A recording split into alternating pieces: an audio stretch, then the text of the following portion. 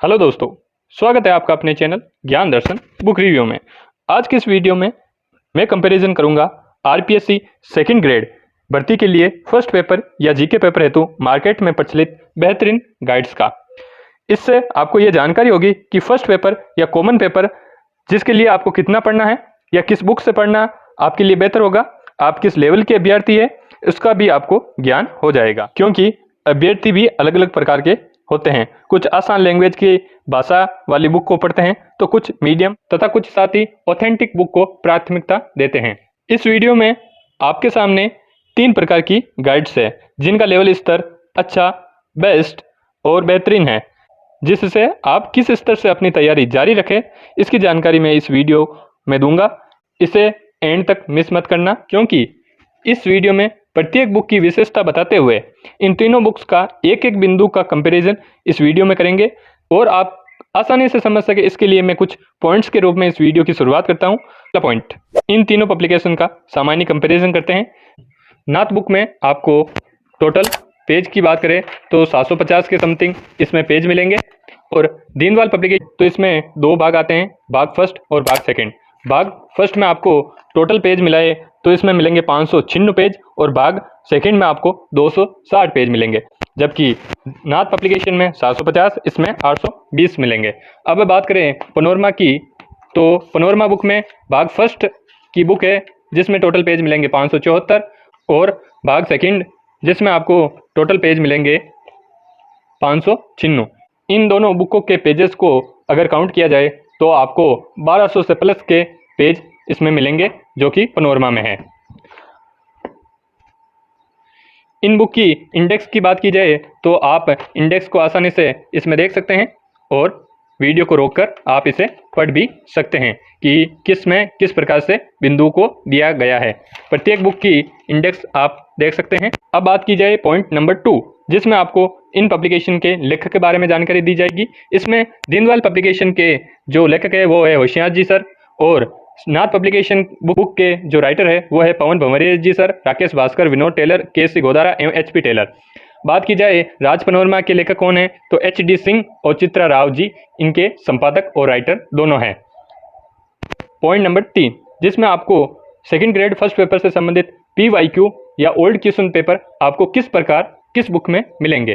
तो पहले बात करते हैं नाथ की। नाथ बुक में आपको 2022 भर्ती जो संस्कृत विभाग द्वारा आयोजित की गई थी, जो कि वर्ष 2023 में इसके प्रश्न पत्र आयोजित करवाए गए थे, वो सारे चारों पेपर आपको इसमें देखने को मिलेंगे। उसके अलावा इसमें किसी प्रकार के PYQ देखने को नहीं मिलेंगे, सिवाय इन चारों पेपर्स के, जिनके उत्तर आपको साथ में ही देखने को मिल जाते हैं। दीनदयाल की पब्लिकेशन में आपको ओल्ड क्वेश्चन पेपर टॉपिक के साथ जो बिंदु पढ़ाया गया है उस बिंदु में आपको विशेष मेंशन करके दिए गए हैं। जैसे कि ये वर्ष 2019 में सेकंड ग्रेड में जो ये प्रश्न बना था, ये 2019 में ये बना था, 2022 दिसंबर में ये बना था, जो कि साथ में आपको मेंशन करके दिए गए हैं। आप देख सकते हैं प्रत्येक भर्ती जिसमें इस बिंदु से जो भी क्वेश्चन बने हैं वो नीचे मेंशन किया गया है। अब बात करें पनोरमा में आपको किस प्रकार से PYQ देखने को मिलते हैं, तो इसमें जैसे ही प्रथम बिंदु या जो भी बिंदु पढ़ाया गया है वो खत्म होता है, उसके पीछे जो अभ्यास प्रश्न दिए गए हैं उन्हीं के साथ आपको जो 2022 या 23 से लेकर 2008 तक के जितने भी पेपर सेकंड ग्रेड से संबंधित हुए हैं उन सारे पेपरों में इस बिंदु से संबंधित जितने भी क्वेश्चन बने हैं वो साथ में इसमें दिए गए हैं, उनके कोड और वर्ष के साथ। आप देख सकते हैं 2022 से लेकर 2017, 2011।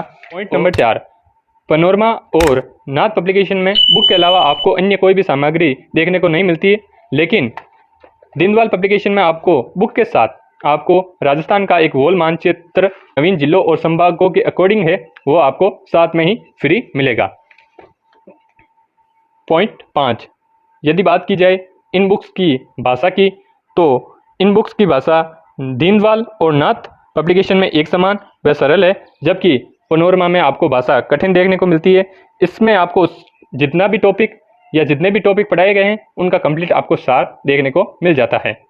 पॉइंट नंबर 6, पेज क्वालिटी और फॉन्ट साइज की बात करें तो सबसे बेस्ट पेज क्वालिटी और फॉन्ट साइज आपको दीनदयाल पब्लिकेशन में देखने को मिलता है। उसके बाद आपको नाथ पब्लिकेशन में देखने को मिलता है, जिसमें आपको फॉन्ट साइज थोड़ी छोटी लेकिन स्पष्ट रूप में मिलेगी। पेज क्वालिटी भी अच्छी है, लेकिन पनोरमा में इन दोनों बुक्स से कम पेज क्वालिटी और फ़ॉन्ट साइज भी अधिक छोटी रखी गई है। पॉइंट 7, इसमें कंपेयर करेंगे हम इन तीनों बुकों के एक एक बिंदु का, जिसमें हम लेते हैं राजस्थान की ज्योग्राफी का उद्योग वाला बिंदु।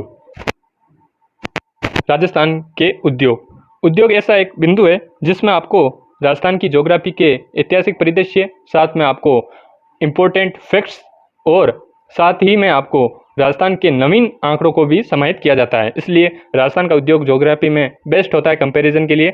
सर्वप्रथम इसमें राजस्थान के औद्योगिक परिदृश्य दिया गया है, जिसमें किस जिले में किस प्रकार का उद्योग होता है। फिर आर्थिक समीक्षा 2022-23 के अकॉर्डिंग ये जितने भी आंकड़े दिए गए हैं वो 2022-23 की आर्थिक समीक्षा के अकॉर्डिंग दिए गए हैं। उसके बाद मिलेगा आपको निर्यात कि राजस्थान में किस धातु का कितना प्रतिशत निर्यात किया जाता है, राजस्थान में जितनी भी औद्योगिक नीति आई है वो, और उसके बाद केंद्रीय उपक्रम जिसमें किस प्रकार से केंद्र द्वारा यहाँ मिलें या कुछ कारखाने लगाए गए हैं। राजस्थान के प्रमुख उद्योग दिए गए हैं जो कि अलग अलग कैटेगरी के अनुसार छांटे गए हैं, जैसे कृषि आधारित उद्योग कौन कौन से हैं, खनिज आधारित कौन से हैं, लघु कुटीर उद्योग कौन से हैं। उसके बाद प्रत्येक उद्योग का एक कंपैरिजन किया जाता है। जैसे हम लेते हैं सूती वस्त्र उद्योग, इसका हम कंपैरिजन करेंगे। इसमें राजस्थान का पहले किस प्रकार से सूती वस्त्र उद्योग अस्तित्व में आया, उसके बाद किस प्रकार से उसकी शब्दावलियाँ, कितनी मिलें हैं, सर्वप्रथम कौन सी मिल बनी और जितनी भी मिलें हैं वो साथ में दी गई है। उसके बाद उसके कुछ विशेष और इंपॉर्टेंट फैक्ट जो परीक्षा की दृष्टि से पूछे जाते हैं, कुछ शब्दावलियाँ भी दी गई है। सीमेंट इस प्रकार से अन्य उद्योग इसमें दिए गए हैं। आप देख सकते हैं अलग अलग कैटेगरी के अलग अलग उद्योग दिए गए हैं। उसके बाद इनके अलावा भी पृथक रूप से कुछ छोटे उद्योग भी इसमें दिए गए हैं।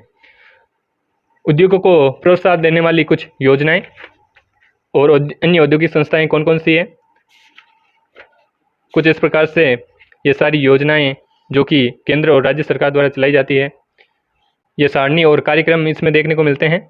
आप देख सकते हैं कुछ आयोजन और उत्सव जो कि उद्योग से संबंधित है वो साथ में दिए गए हैं, और ये कुछ अन्य विशेष जो कि एग्जाम की दृष्टि से इम्पोर्टेंट हैं।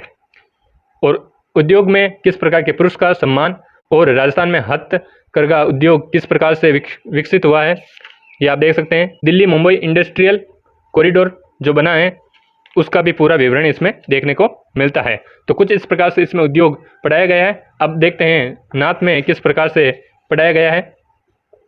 आप देख सकते हैं नाथ में पहले सिर्फ उद्योग का ऐतिहासिक परिदृश्य दिया गया है, उसके बाद औद्योगिक परिदृश्य से राजस्थान में महत्वपूर्ण जिले, और वही 2022-23 की आर्थिक समीक्षा वाले आंकड़े, उसके बाद औद्योगिक नीतियाँ जो कि 7 है, उसके बाद जो केंद्र और राज्य सरकार द्वारा औद्योगिक उपक्रम या जो संस्थान बनाए गए हैं राजस्थान में वो इसमें दिए गए हैं। फिर सूती वस्त्र उद्योग जो कि पहला है उसका परिचय, उसके बाद निजी कॉटन मिल्स जो कि राजस्थान में स्टार्टिंग में कौन सी लगी थी। तो इसमें आप देख सकते हैं शॉर्ट रूप में और वन लाइनर के रूप में इसमें सारा मैटर दिया गया है। जैसे महालक्ष्मी मिल लिमिटेड कहाँ है, ब्यावर में, कब बनी, 1925 में। उसी प्रकार राजस्थान की सबसे बड़ी सूती वस्त्र मिल महाराजा उम्मेद मिल्स लिमिटेड पाली 1942 में बनी थी। ये सारी चीज़ें इसमें आपको देखने को मिलती है और यहाँ तक सूती वस्त्र कंप्लीट होता है। उसके अलावा अन्य उद्योग जितने भी उद्योग है वो सारे आप देख सकते हैं वन लाइनर के रूप में इसमें दिए गए हैं। सारे उद्योग पढ़ाने के बाद इसमें जो राजस्थान की प्रमुख हस्तकलाएं व संबंधित उद्योग है केंद्र, जैसे अजरक प्रिंट का केंद्र बाड़मेर में है, उसी प्रकार अन्य जितने भी हैं राज सिक्को वगैरह वो इसमें दिए गए हैं। फिर जीआई टैग इसमें अलग से देखने को मिलता है। फिर औद्योगिक पार्क व कॉम्प्लेक्स कौन कौन से राजस्थान में है ये बताया गया है। और उसके अलावा औद्योगिक विकास में प्रोत्साहन देने वाली योजनाएं जो कि उसमें भी है, इसमें भी है, और ये अलग इसमें देखने को मिलता है। जैसे कि अजमेर ग्रेनाइट के लिए प्रसिद्ध है, भारत सोयाबीन के लिए। ये सारी चीज़ें अलग जिले के अकॉर्डिंग इसमें दी गई है। उसके बाद ये कंप्लीट हो जाता है। ये दिल्ली मुंबई वाला कॉरिडोर इसमें भी दिया गया है, लेकिन संक्षिप्त रूप में, शॉर्ट रूप में इसमें दिया गया है, जबकि दीनदयाल में काफ़ी विस्तृत रूप में दिया गया था। अब बात करते हैं यही बिंदु पनोरमा में किस प्रकार से पढ़ाया गया है। तो आप देख सकते हैं पनोरमा में पहले फ़ॉन्ट साइज थोड़ी छोटी है, उसके बाद जो कुछ अनावश्यक चीज़ें भी इसमें बताई गई है जो कि फ़िलहाल एग्जाम की दृष्टि से इम्पोर्टेंट नहीं है। ये सारी चीज़ें देने के बाद जो कि औद्योगिक क्षेत्र में जो आंकड़े हैं 2011-12 से लेकर अभी तक के 2022-23 के तक के इसमें आंकड़े बताए गए हैं। आप देख सकते हैं सारी चीज़ें देने के बाद इसमें कुछ स्कीम, अन्य कार्यक्रम उद्योग और वाणिज्य की विभाग कहाँ पर है, किस प्रकार से औद्योगिक में पिछड़े जिले कौन कौन से हैं, उनकी श्रेणियाँ, उसके बाद राजस्थान सरकार की औद्योगिक नीतियाँ कब से लगी, कब तक बनी, कुछ योजनाएं, और ये निवेश प्रोत्साहन योजना। उसके बाद शुरू होता है राजस्थान के प्रमुख उद्योग। उद्योगों में आप देख सकते हैं सूती वस्त्र उद्योग। दीनदयाल पब्लिकेशन में आप देख सकते थे कि उद्योग को किस प्रकार से बड़ी फॉन्ट साइज अट्रैक्टिव रूप में अलग अलग रंगों का प्रयोग करके पढ़ाया गया था, और नाथ में आपको वन लाइनर के रूप में मैटर दिया गया था, लेकिन इसमें आपको वही किताबी लैंग्वेज और संपूर्ण जानकारी इसमें दी गई है, जिसमें कुछ महत्वपूर्ण, कुछ अनावश्यक और कुछ अतिरिक्त जानकारी भी इसमें देखने को मिलती है। आप देख सकते हैं कुछ सहकारी मिलों की संख्या इसमें काफ़ी कम दे रखी है, इंपॉर्टेंट हो इसलिए इसमें दी गई है। उसके बाद ये कंप्लीट हो जाता है। उसके अलावा भी अन्य कुछ महत्वपूर्ण चीज़ें इसमें, कुछ अतिरिक्त चीज़ें भी देखने को मिलती है, जैसे कुछ इस प्रकार से संयंत्र है, जो कि आप देख सकते हैं किस प्रकार से अभी लेटेस्ट जो जिले हैं उन्हीं के अकॉर्डिंग इसमें भी दिया गया है, जैसे सीरीज लिमिटेड ब्यावर जोड़ा गया है, गोटन नागौर। उसके बाद आप देख सकते हैं नीम का थाना सिरोही वाला, ये इसमें जोड़ दिया गया है।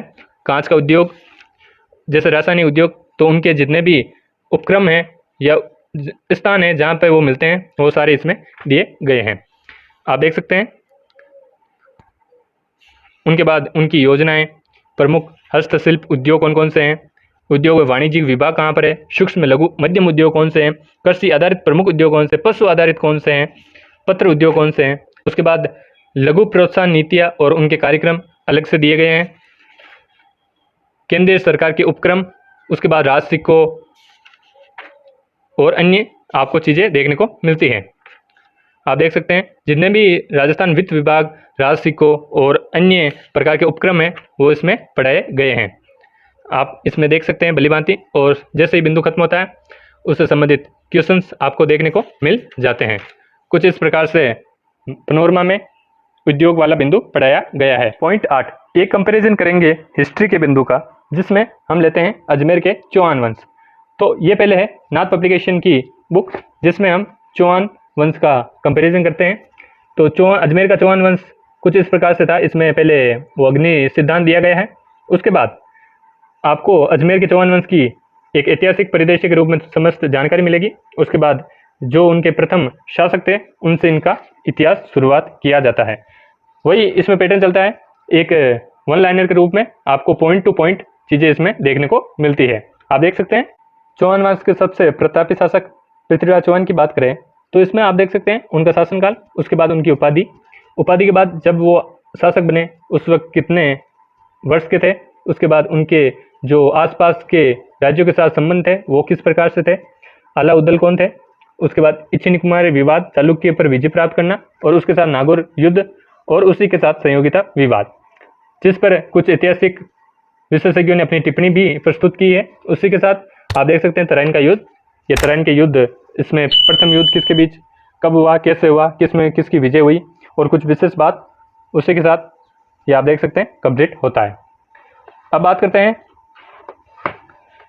दीनदयाल में आपको किस प्रकार से चौहान वंश देखने को मिलता है। आप देख सकते हैं इसमें पहले वही अग्नि सिद्धांत इसमें भी दिया गया है चौहानों की उत्पत्ति से संबंधित। उसके बाद जो जितने भी इतिहासकार हुए उन्होंने इन्हें किस जाति का बताया, उनके वो मत सारे दिए गए हैं। उसके बाद चौहान वंश का एक वृक्ष दिया गया है जिससे हम आसानी से चौहान वंश के बारे में जान सकते हैं।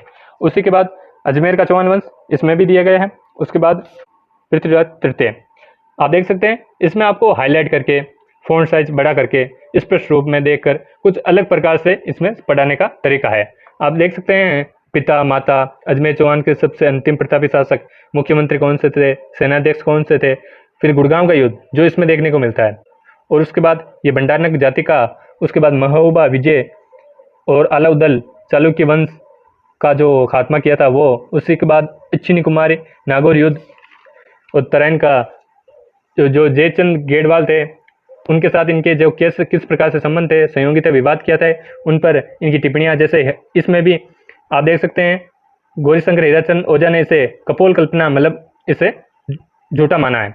आप नाथ पब्लिकेशन में भी देख सकते हैं पंडित हीराचंद ओझा ने इसे झूठा बताया है। उसके बाद तराइन का प्रथम व द्वितीय युद्ध, उसके बाद निर्णायक युद्ध, मूल्यांकन भी इसमें मिलता है आपको। उसके साथ ये सारी चीज़ें और साथ में थोड़े क्वेश्चन भी इसमें देखने को मिलते हैं। अब बात की जाए पनोरमा में किस प्रकार से चौहान वंश को बताया गया है, तो ये चौहान वंश है अजमेर का। आप देख सकते हैं इसमें आप इसको एक एक छोटी से छोटी डिटेल इसमें देखने को मिलती है। आप देख सकते हैं चेस चाप है से हरी मैं से मान ने से नए, इन सभी को मिलाकर जो शब्द बनता है वह है चहमान। फिर अग्निवंश जो मत था वो, उसके बाद अजमेर के चौहान वंश। इसमें आपको कुछ ना कुछ अतिरिक्त चीज़ें और ऑथेंटिक रूप में आपको सामग्री मिलेगी। जैसे आप देख सकते हैं ये उपाधि है माँ राजा धीराज परमेश्वर परम भट्टारक श्रीमान, तो ये किसने दी, कब दी, ये आप इसमें आप देख सकते हैं नीचे स्पष्ट रूप से अलग से मेंशन करके दिया गया है कि ये शिलालेख से मिली है, जो कब किस वर्ष का शिलालेख है, इसकी उपाधि इसमें यह है और विक्रम संवत में और किसने इसे दी, ये सारी चीज़ें इसमें देखने को मिलती है। उसी प्रकार इसमें जैसे पृथ्वीराज तृतीय का इतिहास है, आप देख सकते हैं इसमें कमलावती। इन दोनों बुकों में आपको सिर्फ पृथ्वीराज चौहान की माता का सिर्फ नाम मिलता है, इसमें भी नाम मिलता है, इसमें भी नाम मिलता है, लेकिन इसमें आपको माता का नाम उसके साथ उसका पूरा विवरण भी इसमें आपको देखने को मिल जाता है। संपूर्ण स्टेप बाय स्टेप इसमें पढ़ाया गया है, वो सारे चौहान गढ़वाल वैमन्य संयोगिता विवाद पर किस प्रकार ऐतिहासिक दृष्टिकोण से टिप्पणियाँ की गई थी। जैसे इसमें मैंने बताया डॉक्टर गौरी शंकर हीराचंद ओझा ने इसे सिर्फ कहानी मात्र माना है, इसमें भी आपको यही बात देखने को मिलती है। इसमें भी आप देख सकते हैं डॉक्टर गौरी शंकर हीराचंद ओझा ने इसे कपोल कल्पना माना है, लेकिन इसमें आप देखिए डॉक्टर त्रिपाठी विश्वनाथ रेऊ तथा डॉक्टर पंडित गौरी शंकर हीराचंद ओझा ने, इन तीनों इतिहासकारों ने इसे झूठा बतलाया गया है, लेकिन इनमें आपको सिर्फ एक एक इतिहासकार का नाम मिलता है, जबकि इसमें आपको 3 नाम मिलते हैं। फिर तराइन का युद्ध प्रथम द्वितीय, फिर पराजय के कारण क्या थे, युद्ध के परिणाम क्या हुए, तृतीय युद्ध का मूल्यांकन क्या था, उसके बाद पृथ्वीराज तृतीय का मूल्यांकन, पूरा उसका शासनकाल किस प्रकार चला, किस प्रकार से था, ये सारी चीज़ें मिलती है। उसके बाद उसका परिवार का क्या हुआ वो भी इसमें जानकारी दी गई है। उसके बाद विशेष पृथ्वीराज के उत्तराधिकारी कौन थे, वो कहाँ पर शासक किया उन्होंने, वो सारी चीज़ें मिलती है, और साथ में क्वेश्चन पेपर प्रश्न पत्र। तो आप भली भांति देख सकते हैं कि इन बुकों में किस प्रकार से मैटर दिया गया है। सब बुकें एक दूसरे से अलग है, पृथक है, लेकिन कुछ मैटर ऐसा है जो समान रूप से हैं। पॉइंट नंबर 9, इसमें भी हम देखते हैं एक कंपैरिजन करते हैं पॉलिटी से संबंधित बिंदु का, जिसमें हमने लिया है राज्यपाल। यह है नाथ पब्लिकेशन बुक, जिसमें हमने राज्यपाल बिंदु लिया है। इसमें आप देख सकते हैं राज्यपाल किस प्रकार से बताया गया है, जिसमें आप देख सकते हैं कुछ अनुच्छेद पहले दिए गए हैं, उसके बाद जो कि राज्यपाल से संबंधित संविधान में उल्लेखित है वो अलग से दिए गए हैं। उसके बाद राज्यपाल पद के लिए पृथक रूप से जो अनुच्छेद है वो अलग से मेंशन किए गए हैं।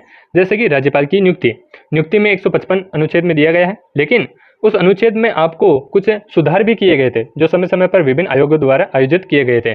आप देख सकते हैं प्रशासनिक सुधार आयोग, सरकारी आयोग, उसके बाद मदन मोहन पुंछी आयोग, से ये सारे आयोग इसमें दिए गए हैं। उसके बाद पदावती जैसे अनुच्छेद 1, उसका उप अनुच्छेद 2, 3, इस प्रकार से इसमें दिए गए हैं। योग्यताएं भी इसमें दी गई है, शर्तें, ऐसा करके पूरे अनुच्छेद इसमें हाईलाइट करके आपको पढ़ाए गए हैं। उसके बाद आपको वापस से पृथक रूप से कार्यपालिक शक्तियाँ, विधायी शक्तियाँ, उसके साथ अध्यादेश जारी करने की शक्तियाँ, वित्तीय शक्ति, न्यायिक शक्ति, ये इस प्रकार से इसमें दी गई है। फिर राज्यपाल की विवेकाधीन शक्तियाँ, वो भी अनुच्छेद के साथ मेंशन की गई है, उप अनुच्छेद भी साथ में दिए गए हैं, कुछ इस प्रकार से इनकी विशेष शक्तियाँ। फिर राष्ट्रपति और राज्यपाल में पूरा कंपैरिजन किया गया है, शक्तियों से संबंधित कंपैरिजन, अध्यादेश से संबंधित कंपैरिजन, उसके बाद राष्ट्रपति और राज्यपाल में विटो शक्तियों से संबंधित कितनी तुलना है वो सारी चीज़ें इसमें दी गई है। फिर उसके बाद विशेषाधिकारी कौन से हैं वो दिए गए हैं, ये राजस्थान के राज्यपाल। उसके बाद राजस्थान के राज्यपाल एक टेबल के रूप में इसमें संपूर्ण रूप में कब बने, कब तक रहे, वो सारी चीज़ें इसमें दी गई है।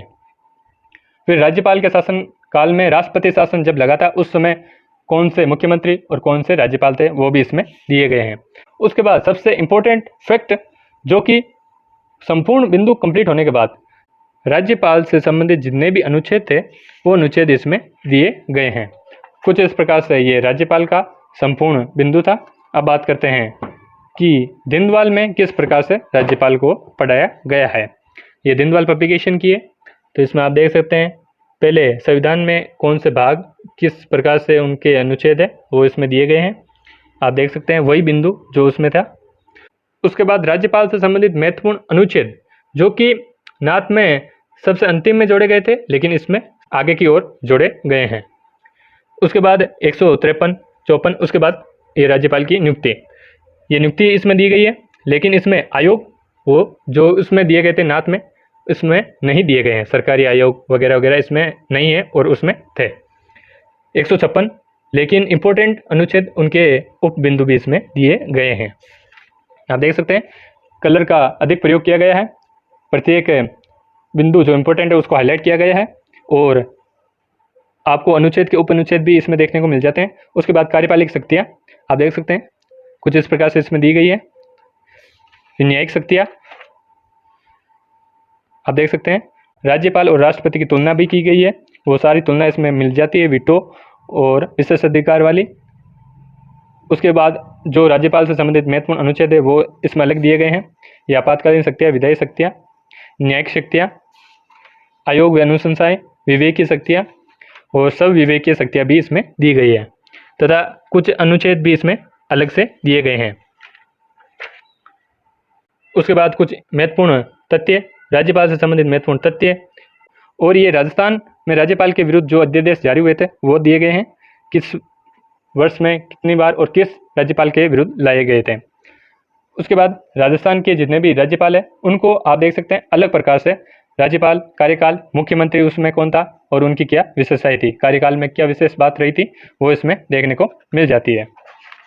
1, 2, 3, 4, 5, 6, 7, 8 पन्नों में आपको सारी चीज़ें इसमें देखने को मिल जाती है। आप देख सकते हैं राजस्थान में अतिरिक्त प्रभार वाले राज्यपाल, उसके बाद कार्यवाहक राज्यपाल कौन थे, वो सारी चीज़ें इसमें दी गई है। अब बात करते हैं यही बिंदु पनोरमा में किस प्रकार से दिया गया है। तो पनोरमा में कुछ इस प्रकार से है, जिसमें आपको सारणियों के रूप में नहीं बल्कि एक थ्योरी के रूप में सारा चीज़ें देखने को मिलती है। उसके बाद 153 उसका पूरा विवरण, फिर कर्तव्य से निर्वहन की व्यवस्था किस अनुच्छेद में की गई है वो स्टार्टिंग में आपको मिल जाती है। राज्य की कार्यपालिका शक्ति, राज्यपाल की नियुक्ति, उसके बाद राज्यपाल के चयन संविधान में किस प्रकार से जो योग्यता है या विचार विमर्श किया गया है वो। उसके बाद इसमें आपको मिलती है अनुच्छेद, क्रमवार के रूप में अनुच्छेद मिलता है। उसके बाद कार्यकारी शक्तियाँ, अध्यादेश प्रख्यात करने की शक्ति किस प्रकार है, न्यायिक शक्ति, वित्तीय शक्ति, सविवेकीय शक्ति और अन्य महत्वपूर्ण तथ्य। फिर राज्यपाल की पद की स्थिति किस प्रकार से है, राजस्थान में राज्यपाल की नियुक्ति और भूमिका के संबंध में सुझाव जो आयोग थे वो आयोग इसमें दिए शामिल किए गए हैं। आप देख सकते हैं राष्ट्रीय संविधान प्रकार्य समीक्षा आयोग कब आया था वो इसमें दिया गया है। पूंजी आयोग इसमें इस प्रकार से इतना विवरण में दिया गया है, नाथ में था लेकिन शॉर्ट रूप में, लेकिन इसमें आप देख सकते हैं कितना विस्तृत रूप में दिया गया है।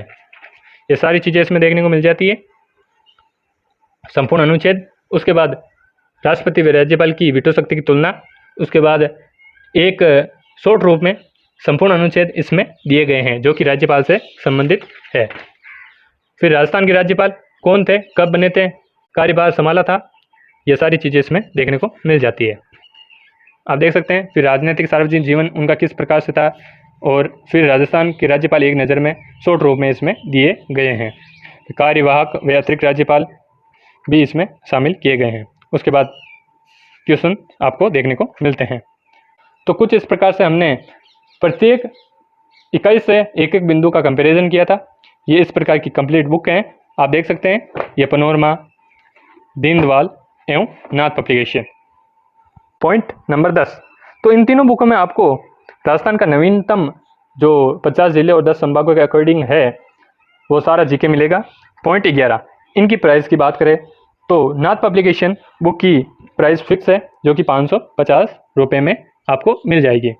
बात करें दीनदयाल की, तो दीनदयाल की फर्स्ट और सेकंड दो बुकें हैं जिन ये भी फिक्स प्राइस में आपको मिलती है 380 रुपये, और भाग सेकंड उसकी एमआरपी है 245 रुपये। दीनदयाल की दोनों बुक्स भाग 1 और 2 दोनों को मिलाया जाए तो टोटल एमआरपी होती है या टोटल प्राइस 625 रुपये में आपको मिल जाएगी। अब बात करें पनोरमा की प्राइस कितनी रखी गई है, तो भाग फर्स्ट जिसकी एमआरपी है 470 रुपये, और भाग सेकंड जिसकी एमआरपी है 511 रुपये, दोनों को जोड़ा जाए तो 980 रुपये बनते हैं। लेकिन ये बुक्स आपको किसी भी बुक स्टोर पर 20% के डिस्काउंट तक मिल सकती है, कहीं कहीं 25% डिस्काउंट के साथ ये बुक आपको मिलती है, जो आपको लगभग 750 रुपये के अराउंड आपको मिल जाती है। 800 से लेकर 750 के बीच में आपको मिल जाती है ये बुकें। तो ये इन बुक्स का कंप्लीट कंपैरिजन था। अब बात करें कि आपको कौन सी बुक लेनी चाहिए। जैसा कि मैंने पहले बताया है, आप किस स्तर के विद्यार्थी हैं, ये तीनों स्तर के बुक है। यदि आपको ना अधिक कम ना अधिक चाहिए मैटर, वो भी आसान भाषा व सरल भाषा में, उसके साथ आपको पढ़ने में रुचि प्राप्त हो, तो आप दीनदयाल की बुक के बारे में सोच सकते हैं। इसमें आपको मैटर आसान भाषा में और अट्रैक्टिव रूप में और ना अधिक कम ना अधिक ज़्यादा के रूप में मिलेगा। यदि आपको संपूर्ण सिलेबस का महत्वपूर्ण व इम्पोर्टेंट फैक्ट्स के साथ वन लाइनर के रूप में मैटर चाहिए, तो आप नाथ की बुक के बारे में सोच सकते हैं। लेकिन यदि आपको एक ही बुक में सेकंड ग्रेड का फर्स्ट पेपर का संपूर्ण पाठ्यक्रम चाहिए, वो भी डिटेल के साथ, जिसमें आपको साइकोलॉजी भी मिलेगी। दीनदयाल और सेकंड ग्रेड में आपको साइकोलॉजी की बुक नहीं मिलेगी, उसके लिए आपको अलग से बुक लेनी पड़ेगी। आपको पैनोरमा पब्लिकेशन में साइकोलॉजी मिल जाती है, जो कुछ इस प्रकार से है, आप देख सकते हैं। इसमें कंप्लीट साइकोलॉजी आपको मिल जाती है, लेकिन इन दोनों बुकों में आपको साइकोलॉजी नहीं मिलेगी। यदि आपको कुछ इस प्रकार से ही बुक चाहिए, तो आप पैनोरमा की बुक ले सकते हैं। आपको कुछ इसी प्रकार की बुक चाहिए जिसमें आपको संपूर्ण सिलेबस डिटेल के साथ और साइकोलॉजी भी मिले, तो आप पैनोरमा की बुक ले लीजिएगा। यदि आप ये बुक रिव्यू मेरठ सिटी या नागौर जिले के आसपास के क्षेत्रों से देख रहे हैं, तो ये सभी बुक्स आपको उचित डिस्काउंट के साथ सिटी बुक स्टोर पर अजमेर रोड पेट्रोल पंप के सामने बस स्टेशन मेरठ सिटी में आपको आसानी से मिल जाएगी। डिस्काउंट से मतलब है आपको कुछ विशेष छूट मिलेगी, जैसा कि पैनोरमा की बुक आपको 700 से लेकर 730 के बीच में मिल जाएगी। आपको दीनदयाल और नाथ पब्लिकेशन में भी कुछ विशेष छूट मिल जाएगी। इस प्रकार के और भी बुक रिव्यू एवं बुक्स का कंपैरिजन के लिए आप इस चैनल से जुड़े रहिएगा और इस वीडियो को अधिक से अधिक अपने दोस्तों के साथ शेयर कीजिएगा। कैसा लगा आज का ये वीडियो कमेंट में ज़रूर बताना, साथ ही वीडियो लाइक करना और चैनल को सब्सक्राइब भी करना। मिलते हैं जल्दी यानी किसी महत्वपूर्ण बुक के साथ। धन्यवाद।